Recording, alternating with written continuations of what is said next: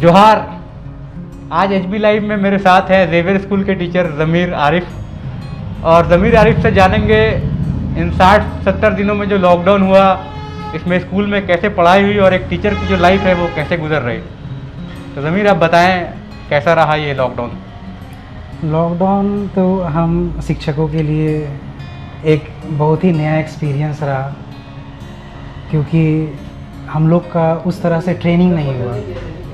मगर इस लॉकडाउन में जो हम लोग चैलेंज फेस किया, तो हम लोग को बहुत सीखने का मौका मिला, बहुत कुछ कि ऑनलाइन कैसे पढ़ाया जा सकता है, ऑनलाइन मटेरियल्स क्या अवेलेबल है या हम लोग क्या अवेलेबल बच्चों के लिए करा सकते हैं। तो overall it was very exciting happening.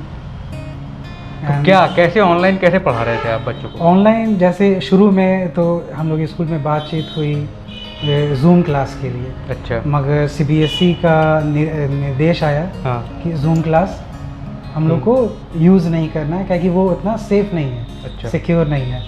फिर हम लोग गूगल क्लास को यूज़ किया। और गूगल क्लासरूम ऑलरेडी हम लोग स्कूल में वर्कशॉप में ट्रेनिंग हम लोग को मिल चुकी थी, तो हम लोग को जानकारी भी था। और इसी तरह से हम लोग गूगल से क्लास किया, बच्चों का क्लास लिया, बहुत सारे टीचर्स वीडियो बनाए, वो बच्चों को भेजे। बहुत सारा हम लोग जो ऑनलाइन मटेरियल अवेलेबल था उसको अपलोड किया, कुछ वर्कशीट प्रिपेयर किया। और हर दिन क्लास लेते थे, 1 क्लास, 3 क्लास, 2 क्लास हर दिन, जैसे नॉर्मल क्लास होता है। बच्चे उसमें अपेयर होते थे, अटेंडेंस होता था, कुछ टीचर्स पूछते थे, कुछ बच्चे पूछते थे। इसी तरह से वो पूरे विषय को, जो हम लोग को टारगेट था कि गर्मी से छुट्टी से पहले 2 चैप्टर कवर करना है, तो बाखूबी हम लोग उसको कवर किया। तो ऑनलाइन क्लासेस का ज़माना आ गया और एक टीचर जो है वो फिज़िकल प्रेजेंस देते हैं क्लास में और जो ऑनलाइन देते हैं, तो दोनों में क्या डिफरेंस आया? एक आप डिफरेंस तो बहुत है। स्टूडेंट के साथ इंटरेक्ट करते हैं क्लास में डायरेक्ट, और एक अभी फ़ोन के थ्रू या वीडियो कॉल के थ्रू या चैट के थ्रू जब आप उनको गाइडेंस कर रहे हैं, तो इसमें क्या डिफरेंस आया? देखिए, फिज़िकल अपीयरेंस और वर्चुअल में तो इसमें कोई शक नहीं कि बहुत फ़र्क होता है, क्योंकि वो इमोशन और ह्यूमन टच वो तो मिसिंग होता है। मगर इसका अगर एडवांटेज पॉजिटिविटी देखें इसमें, तो इसमें है कि जो बच्चा हिचकता था, डरता था या कोई कुछ बोलने से पहले सोचता था, ऑनलाइन क्लास में वो हिचक हट गया। अच्छा। बच्चा जो है वो कुछ ना कुछ कोशिश कर रहा है, वो जवाब दे रहा है, और वो टीचर्स जो है वो अगर कुछ गलती है तो उसको बता दे रहा है, तुरंत आइडेंटिफाई कर दे रहा है कि ये चीज़ यहाँ पे ऐसे नहीं ऐसे होगा। तो ये मतलब मानते हैं कि ह्यूमन टच नहीं है, वो इमोशनली ये नहीं है। मगर वर्चुअल क्लास का ये एक बहुत बड़ा एडवांटेज हम गौर कर रहे हैं कि यहाँ पे आपका पूरा 50 क्लास पार्टिसिपेट कर रहा है वर्चुअली। अच्छा। और पार्टिसिपेशन आप देख सकते हैं कि कौन बच्चा आपसे सवाल कर रहा है, कौन जवाब दे रहा है। ये आपकी क्लास में पॉसिबल नहीं है, क्योंकि आप सबको अगर पार्टिसिपेट कराइएगा तो आपका तो क्लास मतलब 40 मिनट में तो ऐसे ही गुजर जाएगा। तो फिर आप क्या चाहते हैं कि ऑनलाइन क्लासेस ही रहे, वर्चुअल क्लास रहे? और नहीं, ये देखिए, ये ब्लेंड होना चाहिए कि अगर वर्चुअल क्लास में जो आप चीज़ देख रहे हैं पॉजिटिव आ रहा है, उसको आप ले सकते हैं, और जो चीज़ फिज़िकल क्लास में मिसिंग था वो आप गैप को फील कर सकते हैं। मगर इसमें तो कोई शक नहीं कि जो फिज़िकल एक्चुअल क्लास है उसको आप रिप्लेस नहीं कर सकते हैं। और बार बार हम एक वर्ड दोहरा रहे हैं कि वो ह्यूमन टच, वो इमोशन, वो वैल्यूज़, वो आप वर्चुअल क्लास में नहीं दे सकते। तो अभी जब स्कूल खुलेगा और सब लोग अपने घर से, लॉकडाउन से हैं, कोरोना में जब स्कूल लौटेंगे तो क्या रहेगा माहौल? सोशल डिस्टेंसिंग के थ्रू बैठेंगे वो? हाँ, एक क्लास में अगर 50 बच्चा बैठता है तो एक फ्रेंड है बगल में बैठता है, लंच ब्रेक होता है, साथ में लंच खाते हैं, तो क्या कंडीशन रहेगा जब? तो देखिए, अगर अभी सीबीएसई या केंद्र सरकार का हम लोग माने तो स्कूल खुलेगा तो कहा जा रहा है कि 50% अटेंडेंस के साथ, कि अगर आपकी क्लास में स्ट्रेंथ है 40 से 50, तो आप 20 से 25 बच्चों को बुलाइए। तो एक बाकी बेंच में बच्चे एक ही कहाँ बच्चे बैठे, अल्टरनेट डेज क्लास कराइए। मतलब एक दिन 25 आएंगे, हाँ, एक दिन 25 दूसरे आएंगे, दिन दूसरे 25 आएंगे। तो फिर लंच ब्रेक में मान लीजिए दोस्त आपस में मिलते हैं, बैठते हैं, तो वो कैसे आप करेंगे? तो देखिए, यहाँ पर है स्कूल और शिक्षक, इन लोग को बहुत अच्छे से मॉनिटरिंग करना होगा, गाइड करना होगा। और क्योंकि बच्चे जो हैं अवेयर हो चुके हैं कि इस कोरोना वायरस का कितना बड़ा प्रभाव हमारे समाज पे पड़ा है, तो उसको देख करके हमको लगता है कि बच्चे भी इस चीज़ को समझेंगे और उसको अपनाने की कोशिश करेंगे। और जहाँ ऊंच नीच होगी तो वहाँ पे हम लोग शिक्षक मतलब स्टाफ रूम में ना रह करके हम लोग फील्ड में रहेंगे।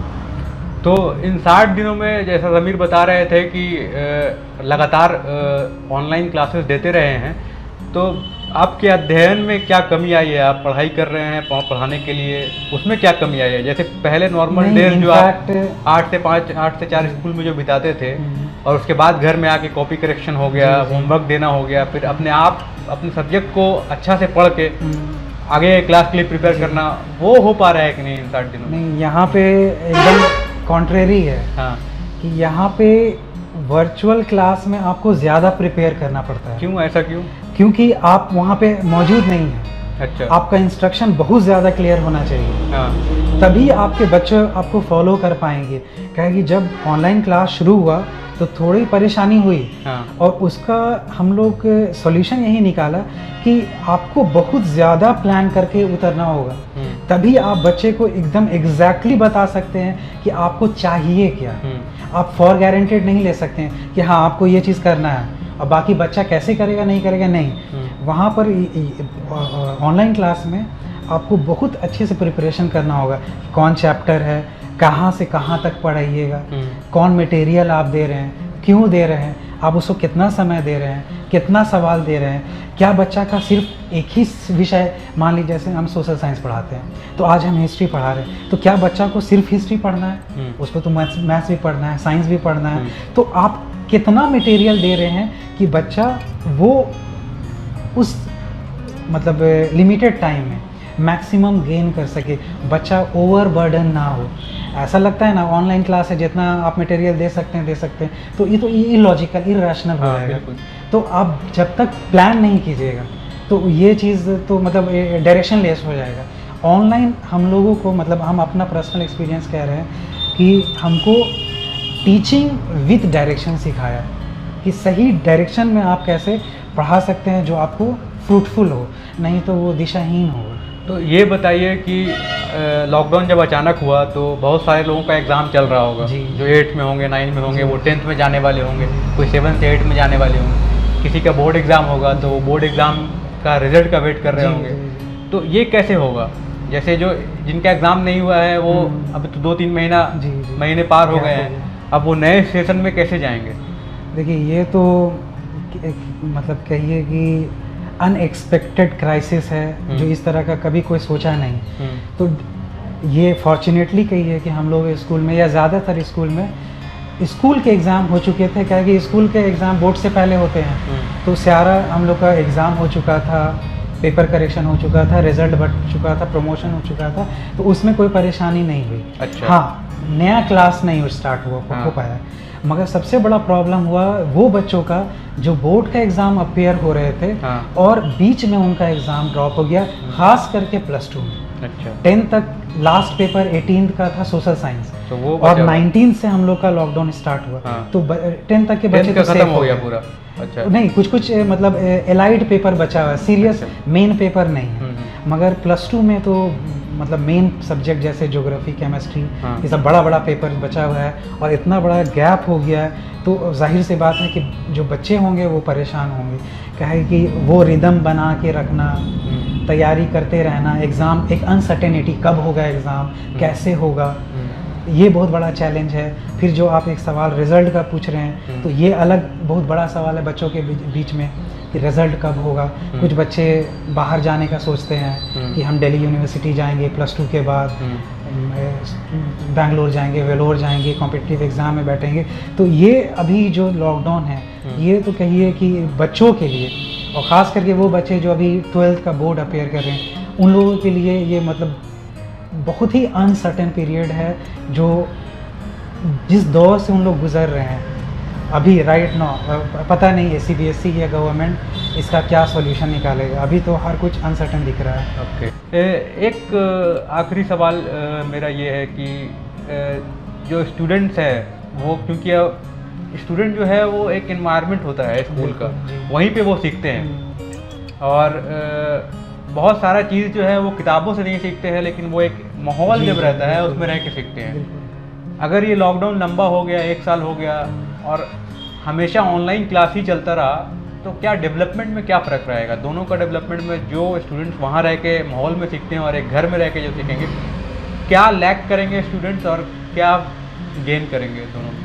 तो ये सबसे बड़ा नुकसान तो होगा सोशलाइजेशन, जो आज के संदर्भ में देखिए, वर्ल्ड में देख लीजिए, अभी यूएस में क्या हो रहा है, या हमारे आसपास जो भी होता है, कि वो एडजस्टमेंट, वो एक्सेप्टेंस, वो चीज़ की कमी होगी। जो वैल्यूज़ है वो बहुत नुकसान होगा अगर वर्चुअल क्लास चलता रहे, बिकॉज आप उस माहौल में नहीं है, उस इन्वायरमेंट में नहीं है जिस तरह से आप बोल रहे हैं। मगर गेन क्या होगा कि जो बच्चे होंगे वो बहुत ही मतलब फोकस ओरिएंटेड होंगे, कि वो गोल ओरिएंटेड होंगे, हमको ये करना है, ये मेरा टारगेट है, ये मेरा टाइम स्लॉट है, ये चीज़ हमको ये अचीव करना है। तो वो अगर मैनेजमेंट नहीं कर पाएंगे तो वो पॉसिबल ही नहीं है कि अपने गोल को अटेंड कर पाएँ। तो ये पॉजिटिव चीज़ है कि आपको गोल ओरिएंटेशन होना सिखा रहा है कि आपको कैसे मैनेज करना है हर चीज़, और आपको कौन चीज़ कैसे हासिल करना है और ख़ुद करना है। आप सेल्फ डिपेंडेंट हो रहे हैं इस कोरोना वायरस के लॉकडाउन तो जहाँ पे कुछ नेगेटिव बात भी है इस ऑनलाइन क्लास की, वर्चुअल क्लास की, वहाँ पे कुछ पॉजिटिविटी भी है। और ये बात बिल्कुल सही है कि जो फिज़िकल क्लास है या फिर जो क्लास बच्चे स्कूल में जाकर सीखते हैं वो कभी रिप्लेस नहीं हो पाएगा, लेकिन स्टॉप गैप अरेंजमेंट के लिए ये काल भी एक तरह से फ़ायदेमंद है स्टूडेंट्स के लिए। और ये अकस्मात है, ये तो अनिश्चितकालीन के लिए आया है और कब तक रहेगा ये पता नहीं। और ये किसी को पता नहीं है कि कोरोना बीमारी जो है हमारे लाइफ से कब जाएगा। हो सकता है ये लाइफ का हिस्सा ही बन जाए, तो लोगों को अडॉप्ट करना पड़ेगा टेक्नोलॉजिकली, और वर्चुअल क्लास या फिर ऑनलाइन क्लासेस पे भरोसा भी करना पड़ेगा, और एग्ज़ाम भी ऑनलाइन लेने पड़ेंगे ताकि लोग कम से कम बचे रहें। बच्चे ज़्यादा संक्रमित हो सकते हैं इस वायरस से, क्योंकि उनका इम्यून सिस्टम बहुत कमज़ोर होता है। और स्कूल की जहाँ तक रही बात, जब स्कूल खुलेगी तो माहौल कुछ और रहेगा, और उसके बाद टीचर लोग का एक्सपीरियंस कुछ अलग रहेगा। तो वहाँ पर जब हम लोग बात करेंगे तो वो भी जानेंगे कि कैसा रहा जब स्कूल खुलने के बाद। एक डर का माहौल रहेगा, एक भ्रम का माहौल हो सकता है, लोग एक दूसरे से बात नहीं करें, लंच ब्रेक साथ में नहीं करें, हो सकता है स्कूल आपस में नहीं जाए, बसों में जब जाएंगे तो डिस्टेंस मेंटेन करके जाएंगे।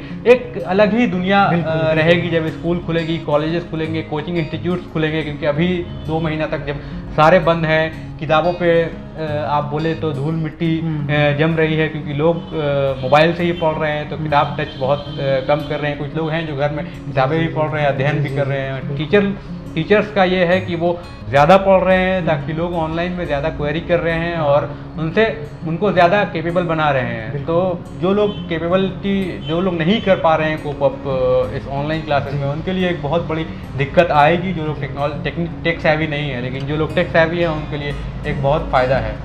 तो हम लोग बात कर रहे थे ज़ेवियर स्कूल के टीचर ज़मीर आरिफ से, जिन्होंने बताया कैसे लॉकडाउन से पहले और लॉकडाउन के बाद इन्होंने क्लासेस जारी रखे, और एग्ज़ाम्स भी होंगे, हो सकता है ऑनलाइन होंगे या फिर फिज़िकल होंगे, लेकिन पढ़ाई कभी ख़त्म होने वाला नहीं है। और ये शिक्षा का जो मंदिर है, स्कूल जिसको हम लोग बोलते हैं, वो हमेशा चलता ही रहेगा। बहुत बहुत धन्यवाद। शुक्रिया।